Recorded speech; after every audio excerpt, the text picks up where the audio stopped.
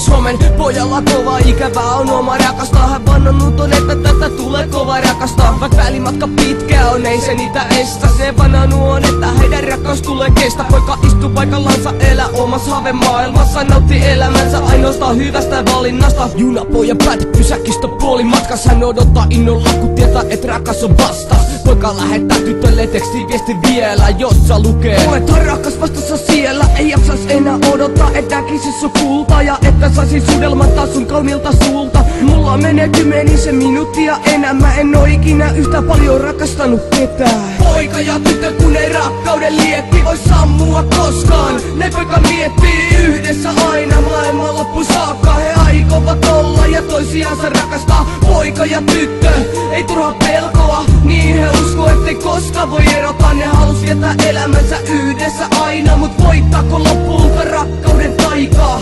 Aika kuluu, mut ei viestiä tuu takaisin. Poika miettii, onkohan tyttö vastas varmasti. Hän koittaa varmuuden vuoksi tytölle soittaa, mut puhelin vaan pelkästä varattua tuuttaa. Hän katsoo junan ikkunasta vaihteleviin maisemiin, miettii ääneen: missä mahtaa olla nyt mun naiseni? Rakkaus on sokee, niin hän aina sanotaan, mut poika usko tytöisissä eikä mikä sanotaan. Hän on ostanut tytölle pienen lahjankin, tietää että tyttö pitäisi sitä varmasti. Taulakoru, jossa molempien nimet ja molempia nimi korista jalokivet. Poika hymyilee itsekseen ja hynkäsee ikkunaa. Sormellansa rakkassa nimen siihen ikuistaa.